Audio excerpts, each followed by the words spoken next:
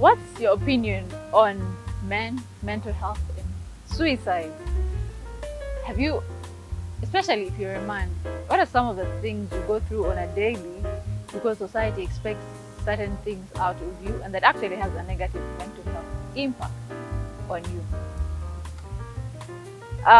So on this month's episode with mental health with Nicole, we're going to be speaking about men, mental health, and suicide. And we're just speaking to young people about their opinions on what they think this is. And we hope this is going to actually bless you. We hope this is going to have an impact on you. We hope you're going to, them sharing their story is going to be enough for you to know that there is no shame in sharing your story.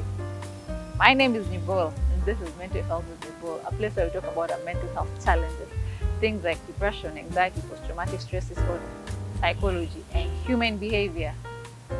And this month, today we're speaking about men, mental health, and suicide. And along the way, you're going to see these games. We're going to be playing these cards in some of the episodes because they help us with our mental health. They help us opening up. They are called Meaningful Conversations of a Lifetime. And before we get into all that, so I have a book called The Sexual Urge that I think you guys need to read because, not that I think, but you should read. And it's actually very affordable. And it's 20,000 shillings. Yes, I'll not tell you what it's about. You have to read it for yourself. Yes. So coming back to what we're speaking about, men, mental health, and suicide.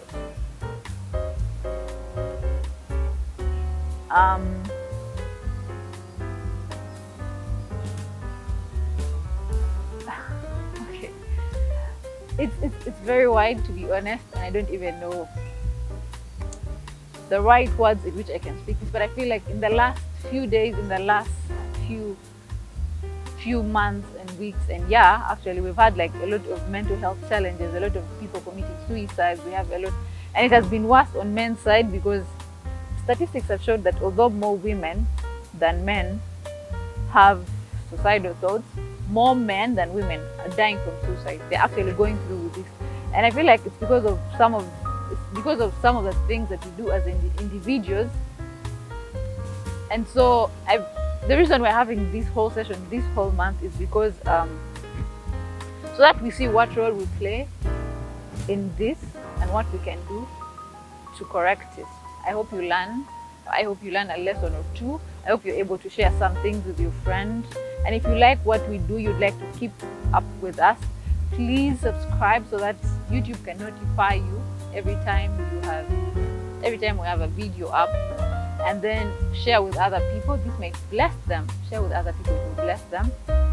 And if you like what we do and would like to support us, do not be afraid. You can reach us on the numbers on the screen below. You can help us with the cost of production. Yes, let's get into the video. Actually, so for the first episode, we're going to be having Micah of God, and he's going to be sharing with us his perspective on men, mental health, and suicide. I hope you like this.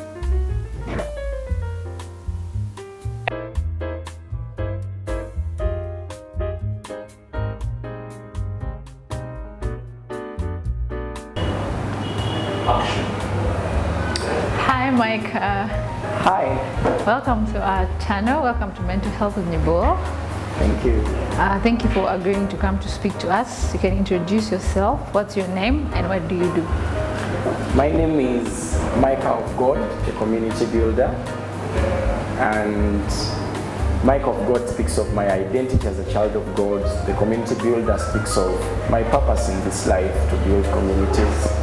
I work at Uni's Kitchen, Mind, Body and Soul, as a supervisor.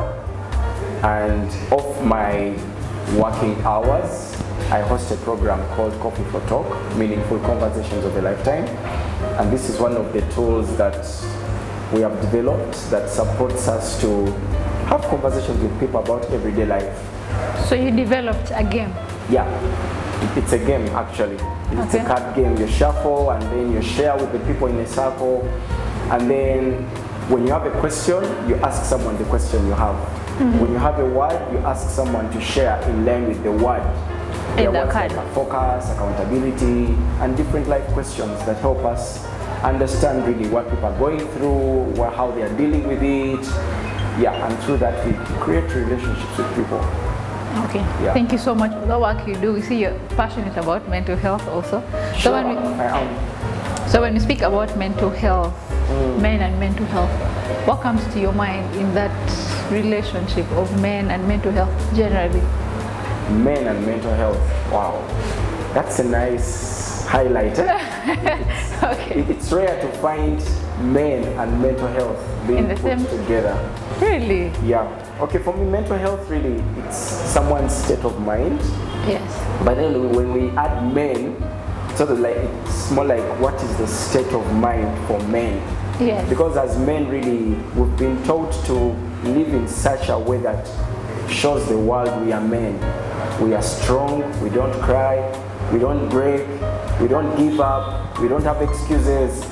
Like we face life as it is, and because of that, our mental health keeps breaking down so much, but we keep hiding it until it's beyond what we can bear.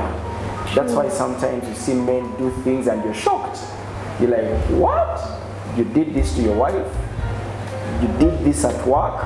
It's because we battle with so much, but society has not taught us to really open up just like women. To vent, yes. Yeah, like to face life as it is and talk about things. Yeah. So men are generally forced to bottle up emotions. Yeah, I think that's the right one. Society has forced us to bottom up so much that we are going through as men. Okay. So Yeah. Micah, as an individual, have you ever had a mental health crisis, say depression or anxiety? And do you perhaps remember what triggered it? A mental health Challenge, any mental Challenge. health challenge, yes. as a person or any or both? Both, like, no, but on first on an individual basis, like, do you ever get times when you feel like, okay, this is too much, I need to take a break, or just, have you ever had any times when like it's too much for you? So many times really, not any time. Okay. Yeah. If I try to go back to my childhood, growing up, number one, I grew up in a family that had quite a lot of conflicts going on between our parents. Okay. But then I couldn't even speak out. You get it's later in life that I've gotten over some of these things, but they kept hurting me all through life. So every time I would go somewhere and I see conflicts in families, it would take me back to my own family and what we really went through. So it would affect me really, but I couldn't even open up to share about it. Then, being a person that works with communities, many times I've cried with people who are crying. You know, when you work with people, there's that time where you can't really limit yourself, like you get absorbed in someone's In their situation. sorrow, yes. And it becomes part of you, and then sometimes you go back, you spend the whole night seated. I remember there was a phase in my life where I would literally spend the nights seated on a chair. Not because I didn't want to go to bed, but I couldn't help but think about all these different people I kept meeting in families, in slums that were going through so much. Young men that are really, really carrying responsibilities of old people, and they don't even have anyone to help them. So, and then finances really, I've struggled a lot financially, trying to balance my personal life and its needs with the community ministry I do. So it's really been so much that sometimes I don't sleep, and like we said earlier, many times you don't even have someone to talk to because you won't be a man then. Yes, if you're yes. crying about the challenges you're going through. Yeah. Okay, so in what way has society, in your opinion, in what way has society made this very difficult for men? Like, what are some of the things we do as society that we see as simple things, but in actual sense have a very big negative impact on the mental health of men? I think one of the big ones that I've noticed is this thing of men, like men don't break, men are not vulnerable. That's why women are looked at as the weaker species and Weaker the men are the vessel, strong one. yes. Yeah, so because right from childhood we are told a man is supposed to be strong. Now, strong means you don't communicate your feelings. And when we go to the language of communication, feelings is part of how we communicate effectively. So if a person is not able to put feelings and emotion, real emotion and feelings in their communication, then you won't really communicate what you're going through. So many times we are misunderstood by our parents, by our spouses, because we can't come out and really face life as it is. Yeah, so we don't cry. Men, we don't cry. That's what society has taught us. We don't break, we don't cry. But in actual sense, you're actually supposed to cry and vent. Not actually we're supposed to. We actually cry, but alone in our hiding places. Okay. It's because, you know, like, when you're going through a situation, at some point really, however strong you are, there's that breaking point. But now the challenge is, for a woman it's okay to get emotion and break down in public. Oh, yes, I mean, yes. Women, we also have our spaces for gossiping, you know, like this is my place and I'm going to speak here. Yeah, but for men, it's not okay for you to express yourself and how you feel in public, because then you won't be a man, you'll be like a woman. You'll have shown that you're weak like a woman. But that's like a wrong way to look at it, right? Of course it's wrong, really. It's wrong because, like I said, everyone has a breaking point, whether male, whether female. Everyone should be able to express themselves. Thank you very much. Everyone should be able to express themselves without fear of what will people say, what will people think. Because this is you and it's what you're going through. It's your story, it's your life. So if somebody was watching right now and they have challenges, say, and they're afraid, how would you advise such a person? If somebody right now who is watching has has a lot of things going on in their life and they don't know what to do, they're stuck, they say they've lost their job or a lot of things are happening, what would you advise that person to do? The Bible says that life and death are in the power of the tongue. Yes.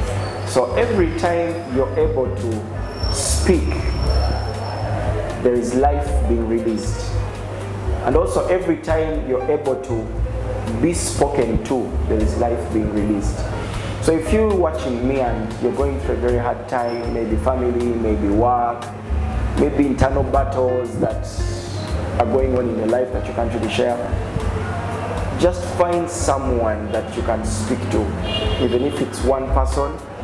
Like find someone, a human being, not a wall, not a pillow. I think for even it's pillows. I don't know for men. I think men, they face. I remember when I was younger, when you're pissed, you face the wall, you hit it, and then you release your emotions. Okay. Yeah, so don't find a wall, but find a real human being who you feel they can understand you. And speak to them. Tell them, this is how I feel. This is how I've been feeling for the past weeks or years. And I can't really take it. I believe experience is the best wisdom we have. So if we can share real life experiences, there are so many people who are willing to listen to us.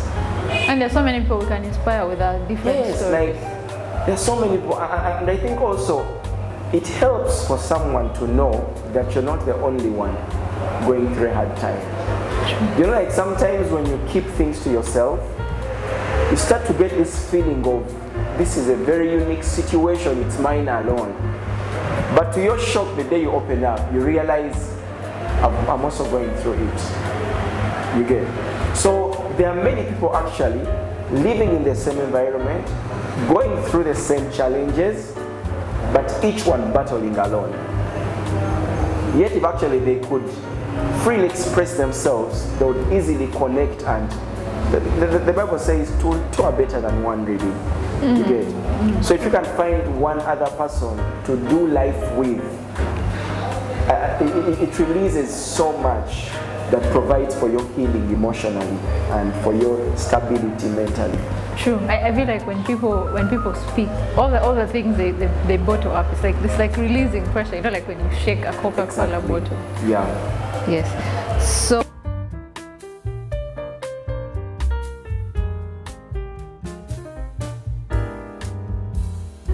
Okay, Action. Do we introduce ourselves or we just play? No, you just play. Let's play. Okay. So, Not enough. wow.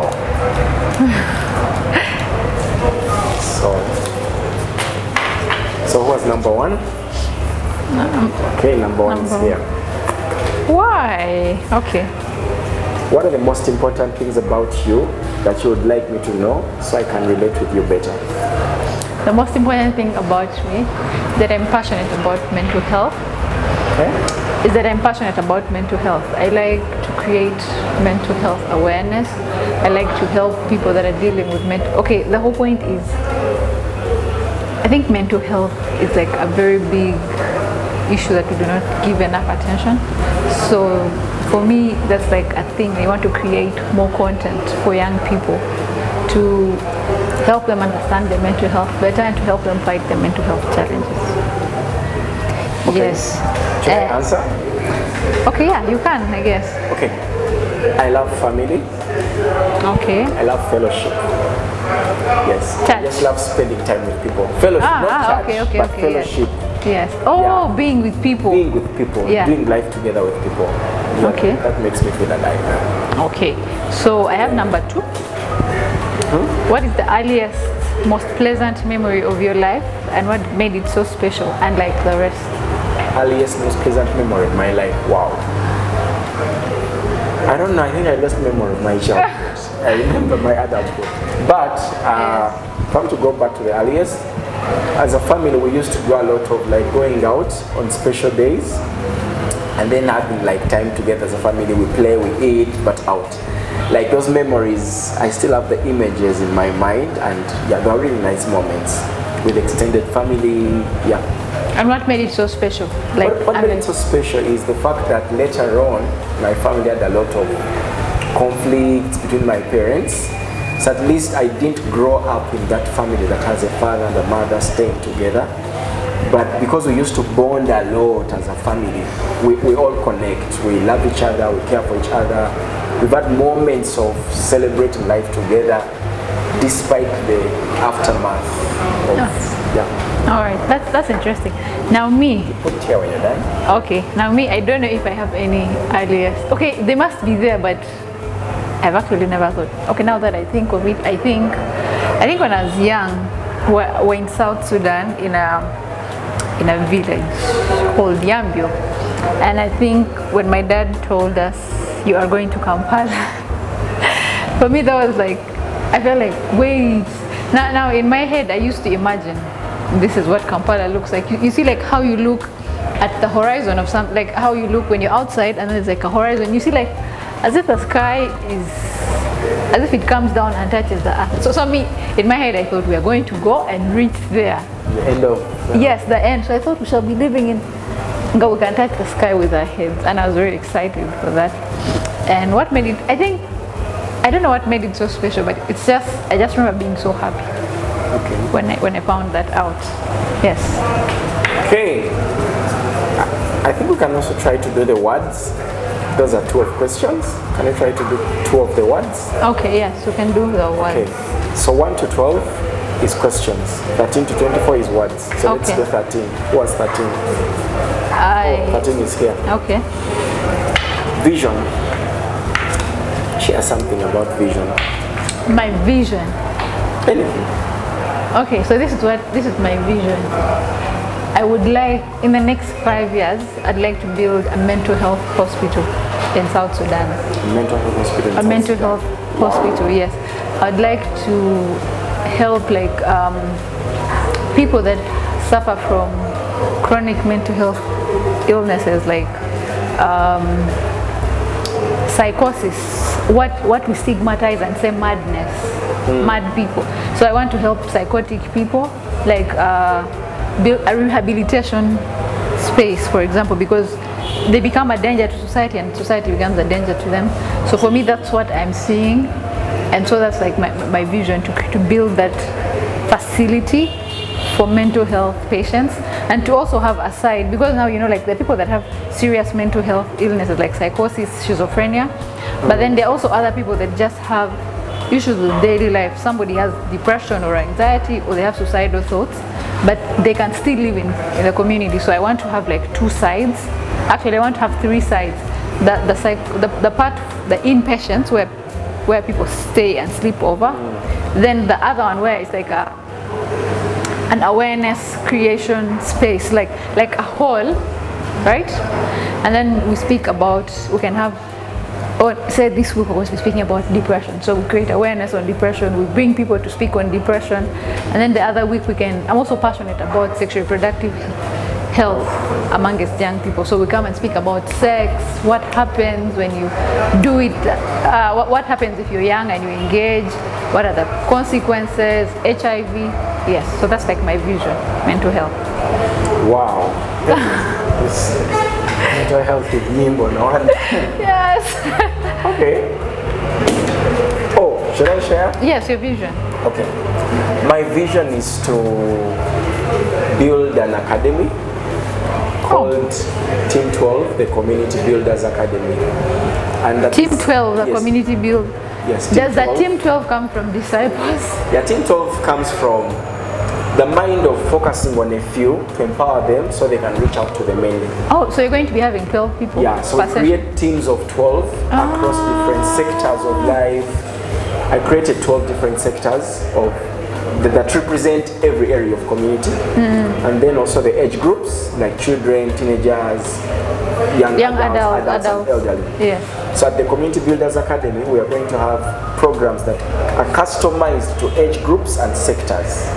Interesting. Yes, so that really, and we want it to be more like something that is a mobile academy that keeps going in different communities, not just a stationed place. Oh, so you want to say, for example, you're in Kampala, then you're in Barara, then you're in Gulu, like that? Yes. Okay. So it's an online academy, but it has remote programs in different communities. Nice, okay. Yeah.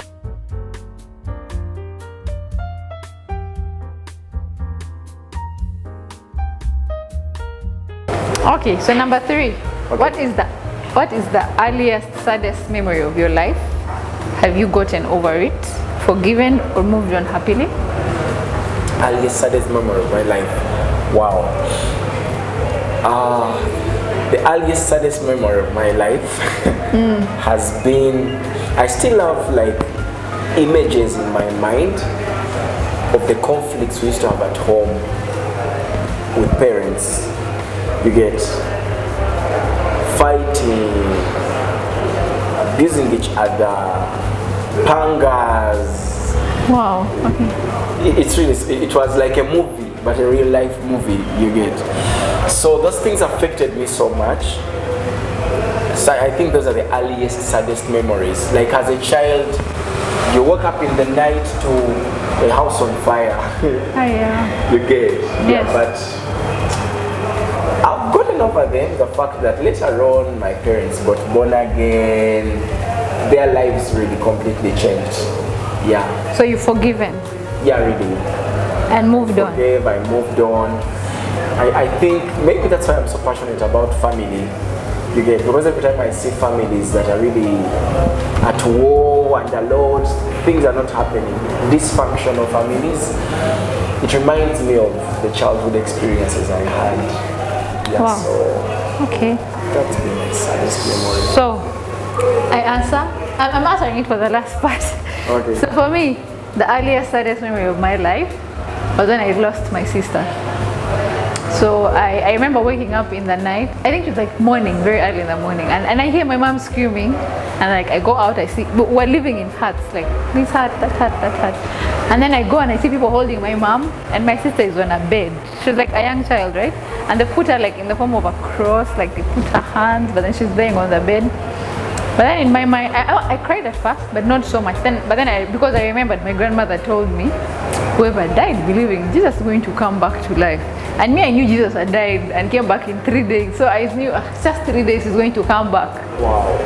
So, but then later on I discovered that's not what it meant. So for me, the sad part about that was when now I realized, oh, she was gone. And then I didn't mourn her. So I started feeling guilty, like I did not mourn my sister when I should have. But then I started feeling shame to cry after like months after something that happened. So for me, that was the saddest moment. But yeah, I have gotten over it, because later on in my life, when I was in primary, I would speak about it. It would be emotional, so I'd cry about it. And so now I've moved on. I know she's died. She won't. I mean, I have moved on. Wow. Yes.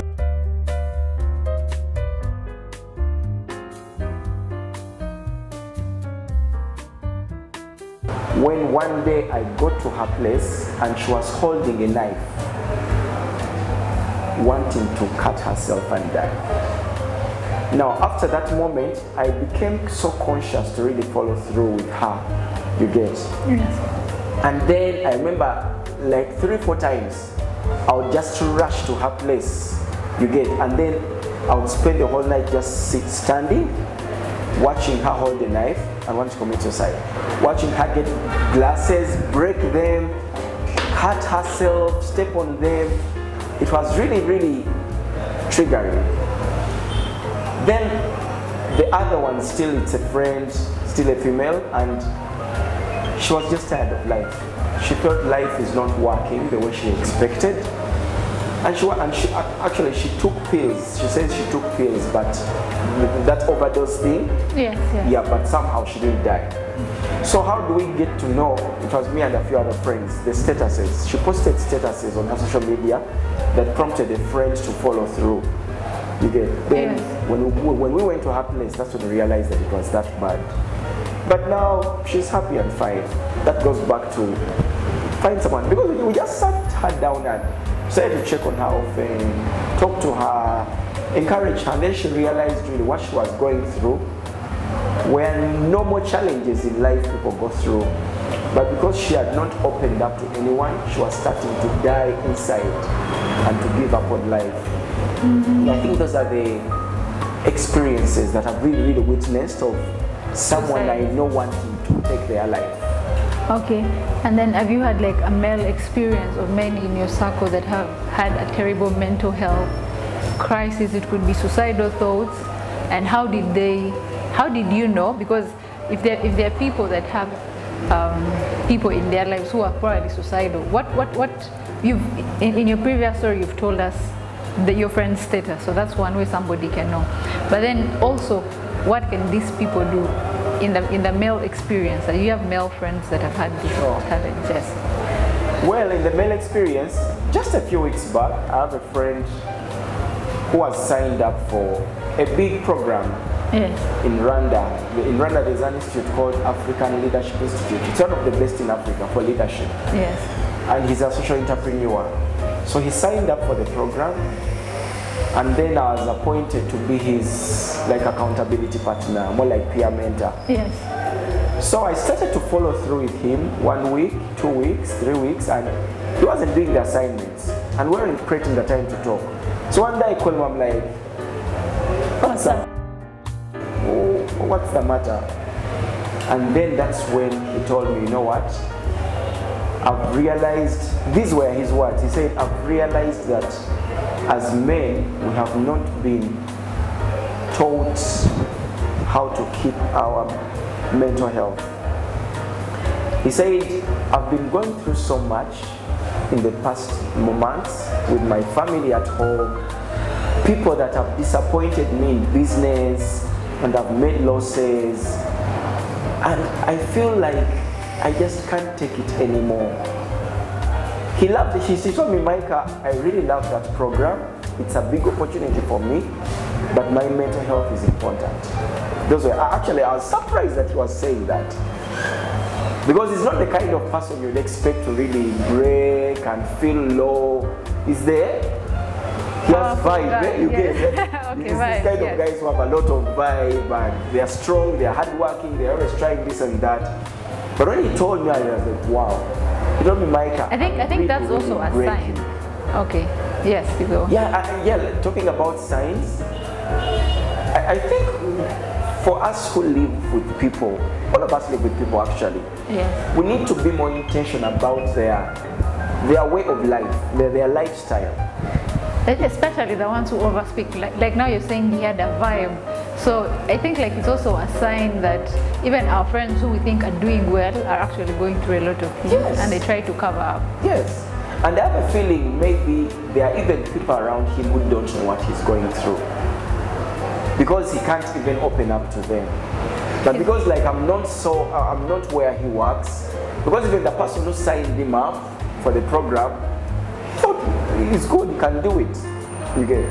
But now coming to learn that he was actually willing to put on hold this program for the sake of his mental health and healing, for me it spoke so much about how many people there are battling, how many men actually, let me put it straight, how many men out there are dying with so much, but because they were told, men you don't break, men you don't give up, men you don't show weakness, you get.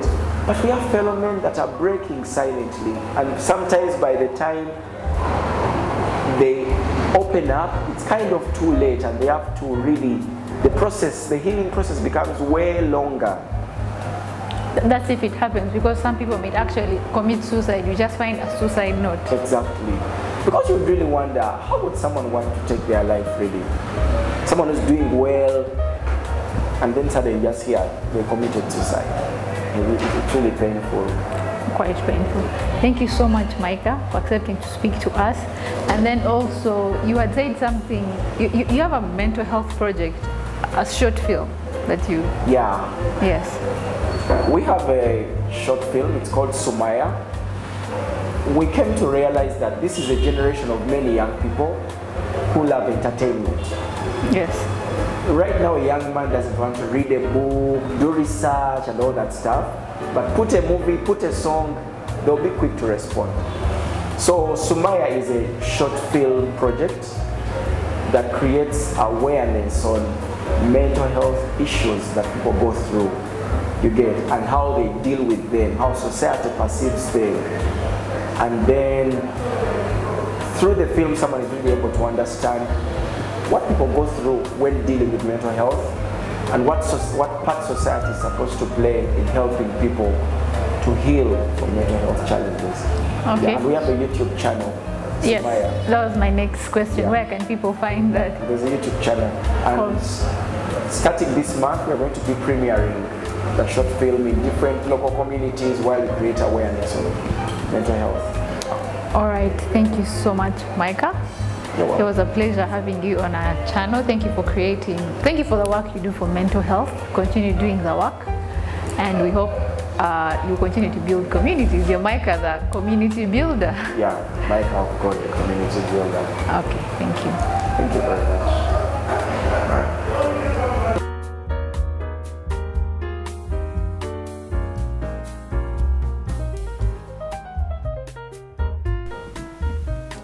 I hope you liked the video, and I hope it has created, I hope Micah sharing his opinion and sharing his stories is going to be able to help you, and I hope it will help you open up, because you had his story of how his friend was actually very suicidal and they had to go and spend the night with him.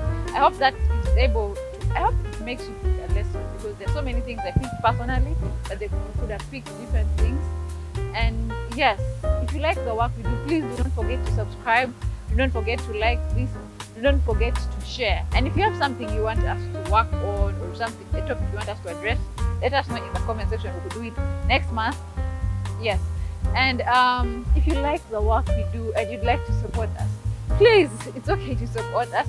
You can reach us on the numbers on your screen below and find a way to work with us, and so that we can be able to create more mental health content.